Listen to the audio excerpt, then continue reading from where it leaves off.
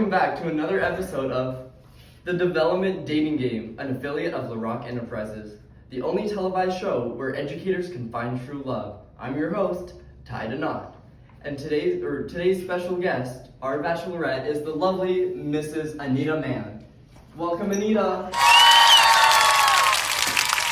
Anita, let's start this out by introducing ourselves before we bring out our lovely bachelors for you tonight. So tell us, what is your image of the child? Thank you so much for having me here tonight.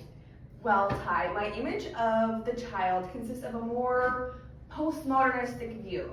I believe that children have self-autonomy and must be agents of their own accord. I believe they're a lot smarter than we give them credit for, especially emotionally. I tend to see children taking notes, changing relationships quicker than I can sometimes. I can see learning past the grade in my mind. and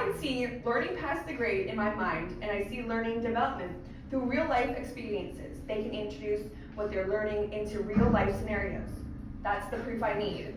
I feel it's unjust to solely determine learning development through the standardized testing. Thank you for that, Anita, for that lovely introduction. Without further ado, let's bring in our three bachelors for the evening. But of course, as you know, you won't be able to see their faces until you see it. To start out, let's ask the bachelors, what is your favorite developmental theory? Explain and why. Easy. My developmental theory would of course have to be Gardner's multiple intelligence theory. This theory proposed 8 distinct types of intelligences that operate independently, challenging the traditional single IQ concept and recognizes diverse ways of learning. As Gardner says in his 1983 book, Frames of Mind, intelligence can be defined as a biopsychological potential to process information that can be activated in a cultural setting to solve problems and create products that are of value in a culture. He believes that people are not born with all of the intelligence they will ever have, which spoke to me and why I like this theory, as it shows that many languages of learning and how it is actually a lifelong process. Thank you, Bachelor number 1. Now for Bachelor number 2. I like Skinner's theory of operant conditioning. It's a learning process that changes behavior by reinforcement and punishment. Positive and negative reinforcement increases behavior, whereas positive and negative punishment decreases it. Those kids need punishment or else they'll never learn what is right and what's wrong. Bring back corporal punishment. I don't think the audience liked that theory. What do you think, Anita? I'm with the crowd on this one. There are so many limitations on that theory. It ignores thoughts and emotion, and it raises ethical and moral concerns surrounding the child. Can we remove him already? I know he's not my choice. Aw, shucks. You heard it from her. Say it with me. Get him out of here! Alright, now that we're left with 2, Bachelor number 3, what says you? I like the classics, so I'll go with Freud's psychosexual theory. He proposed that personality development takes place in 5 stages: oral, anal, phallic, latency, and genital stages. Freud believed that life was built around tension, which is due to buildup of libido. The release of tension. I like this theory as he believes that each stage is marked by a conflict that one must overcome in order to have a healthy personality. Thank you, Bachelors. Now we open the space to ask Anita, for Anita to ask the Bachelors any questions she may have. Anita? Thank you, Tyler. Thank you, Tye. This question is for Bachelor number 1. Which developmental truths do you agree with?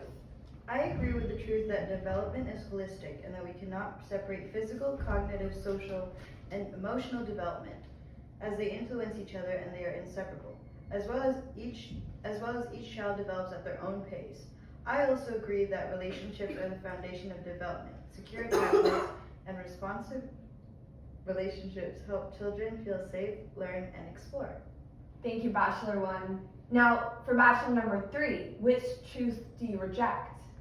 Personally, I reject the notion that children need constant boundaries and expectations. I feel as though we all know life is unpredictable, therefore making children abide by strict boundaries and regulations does not set them up for the chaos that is life outside the classroom setting. Another one is the truth that development happens in predictable stages.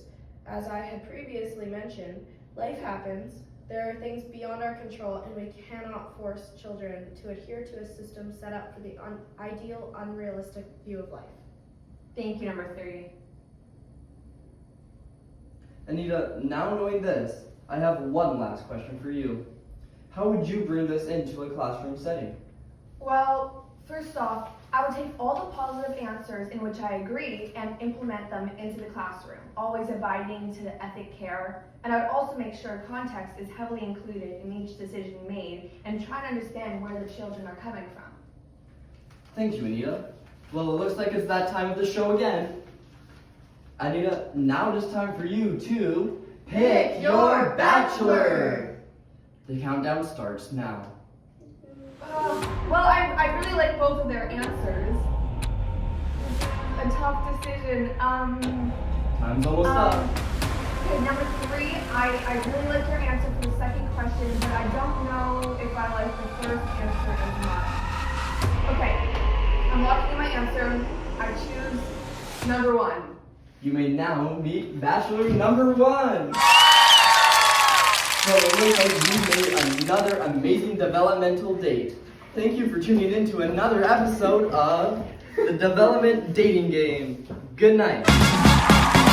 The Development Dating Game is an affiliate of LaRock Enterprises.